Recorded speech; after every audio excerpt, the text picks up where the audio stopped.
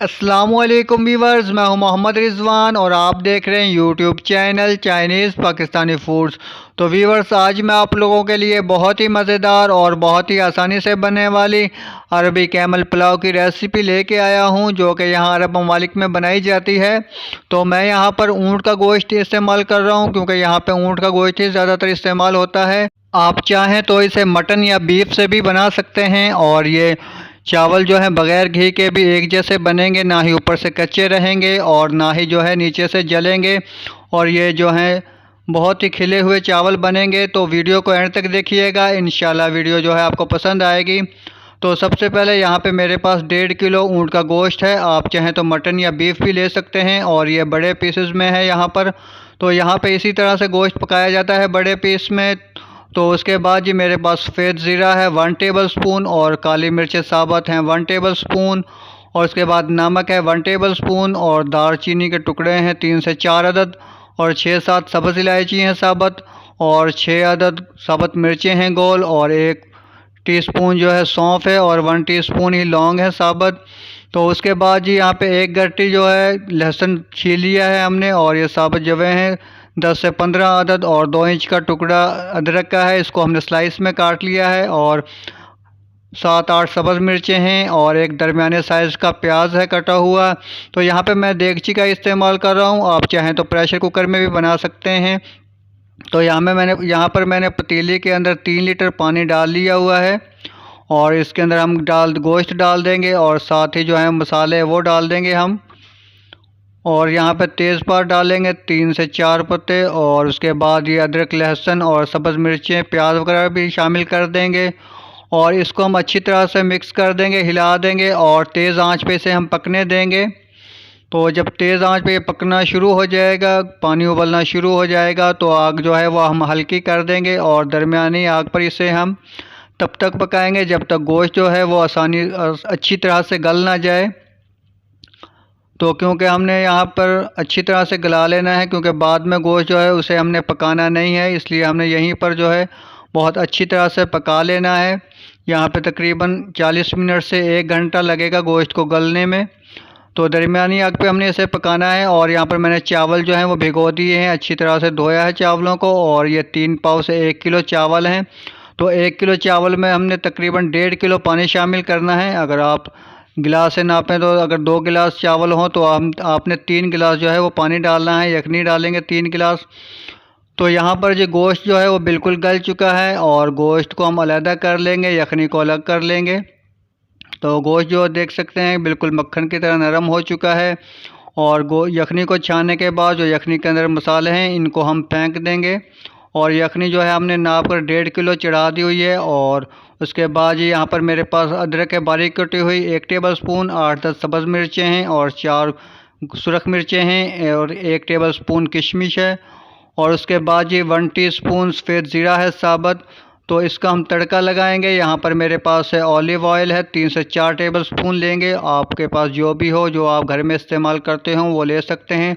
3 से 4 table spoon हमने इसको तेज़ गरम करना है। और साथ ही हमने यखनी चढ़ा दी हुई है, इसको हम चेक कर लेंगे, नमक इसका चख लें आप, तेज़ होना चाहिए थोड़ा नमक। तो जब तेज़ ऑयल गर्म हो जाएगा उसके बाद इसके अंदर हम ये मसाले डाल देंगे, और 1 मिनट के लिए यहाँ पर हमने इसे फ्राई करना है इसको अच्छी तरह से।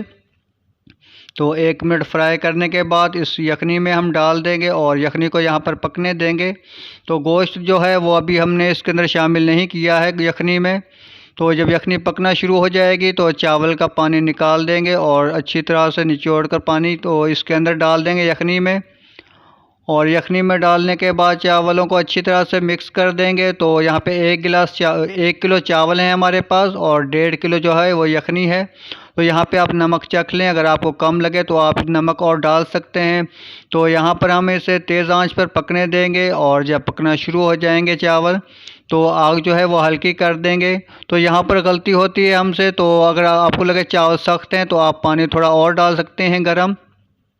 और अगर आपको लगे पानी ज़्यादा है तो तेज़ आंच करके पानी जो है वो खुश्क कर लें।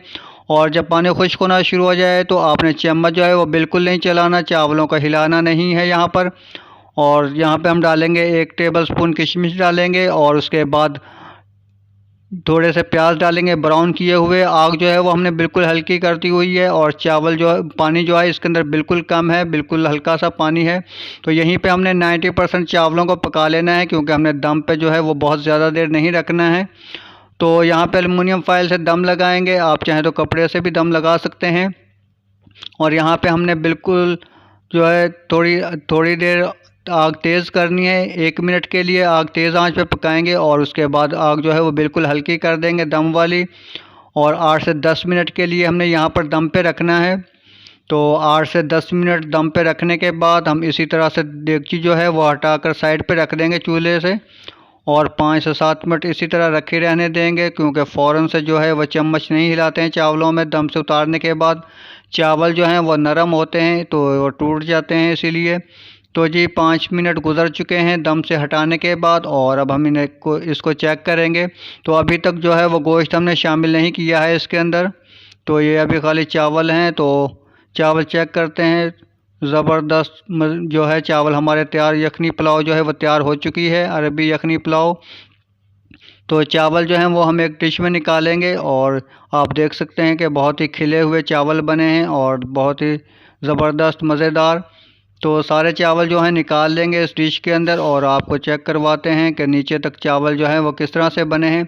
तो चावल निकालने के बाद इसके अंदर हम जो है गोश्त जो हमने बनाया था, पकाया था, वो रखेंगे इसके अंदर।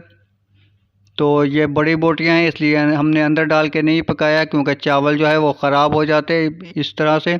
तो इसके ऊपर हम ब्राउन प्याज डालेंगे थोड़े से, और उसके बाद प्याज से जो है गार्निश करने के बाद जो है जी हमारे अरबी पुलाव जो है वह तैयार हो चुकी है। और आप देख सकते हैं कि देगची में नीचे तक जो है चावल बिल्कुल साफ़ हैं, एक भी चावल जो है वह ज़ाया नहीं हुआ है। तो हमारा कैमल अरबी पुलाव बिल्कुल तैयार हो चुका है। तो उम्मीद है आप लोगों को वीडियो पसंद आई होगी। वीडियो को लाइक करें और चैनल को सब्सक्राइब करें, और हमें कमेंट करके ज़रूर बताइएगा आपको वीडियो कैसी लगी। तो मिलते हैं एक और अच्छी सी नई वीडियो के साथ। वीडियो देखने का बहुत शुक्रिया। अल्लाह हाफिज़।